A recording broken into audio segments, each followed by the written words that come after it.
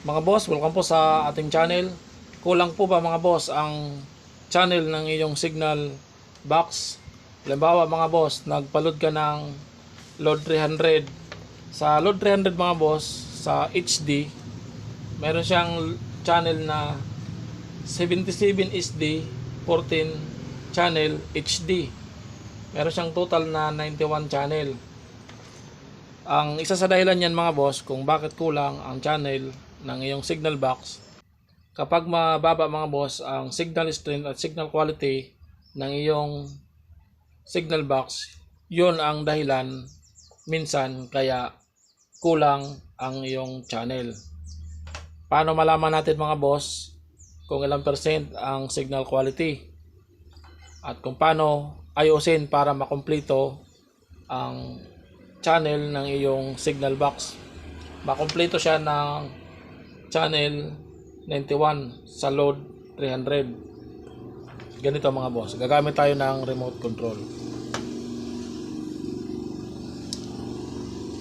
Dito mga boss sa remote, i-press natin ang menu.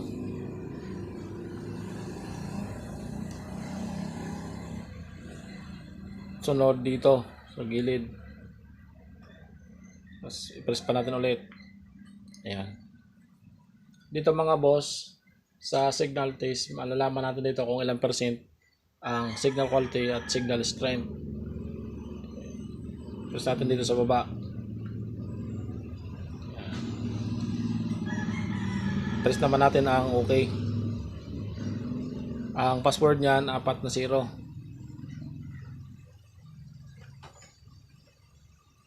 Ayan. Ayan mga boss, kaya kulang ang iyong channel dahil sa mababa ang signal quality at signal strength. Ang gagawin natin dyan mga boss, i-check natin doon sa antenna o i-adjust natin ang antenna, ang dish antenna. Kailangan mga boss, para makumpleto ang iyong channel, dapat meron siyang signal quality na 80+% signal quality. Unahin muna natin dito mga boss sa LNB. Dito mga boss sa LNB, kapag wala na siyang takip, isa rin yan sa dahilan kung bakit walang signal o kaya mahina na ang signal quality. Grounded na ang iyong LNB. Pero kung ganito, ayos pa naman yan. Dito mga boss, sa paglagay ng LNB, ayan, dapat nakaganyan siya mga boss. Ganyan. Ayan. Ganyan mga boss ang position ng LNB. Ganyan.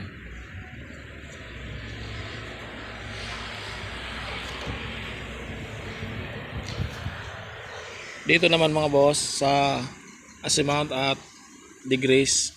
Ayan. Luwagan lang natin yan mga boss ng 10 mm. Ito. Bago natin yan mga boss i-adjust pakaliwa o kanan, taas, baba, lagay muna natin dito para hindi lumayo ang adjustment. Ganyan, lagay muna natin dyan dito. Saka na natin luwagan mga boss. Pag naluwagan na natin dyan,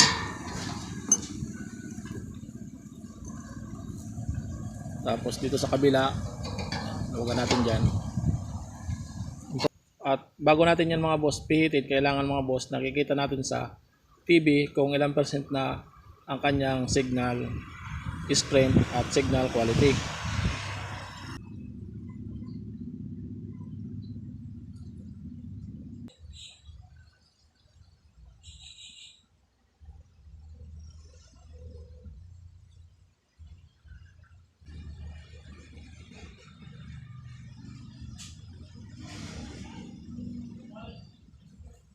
Ayun mga boss, mataas na ang kanyang signal quality.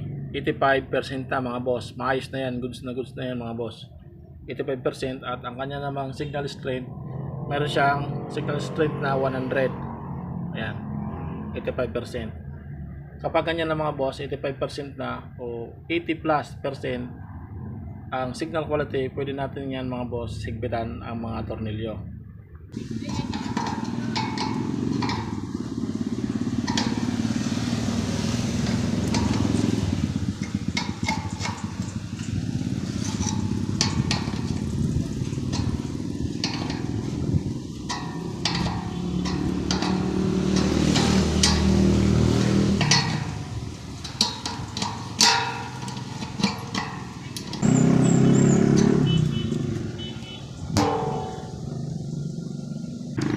dito mga boss sa LNB hindi pare-pareho. Ang ibang LNB kahit wala na siyang takip, gumagana pa rin.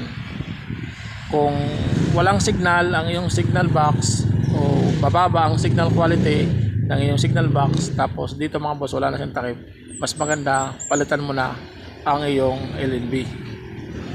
Ang sunod naman natin na gagawin, i-factory reset natin ang signal box. Paano ang pag-factory reset? I-press lang natin ito muna mga boss na exit. Ayan. Doon mga boss sa taas nakalagay factory default. Lagay natin doon. Tapos press natin ang OK.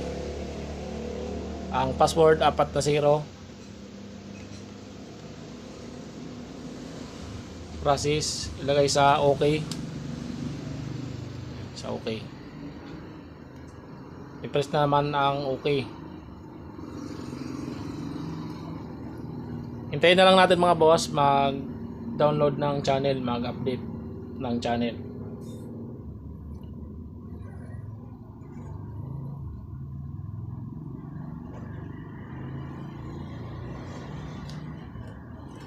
Ayan. First time installation, i-press natin ulit ang OK.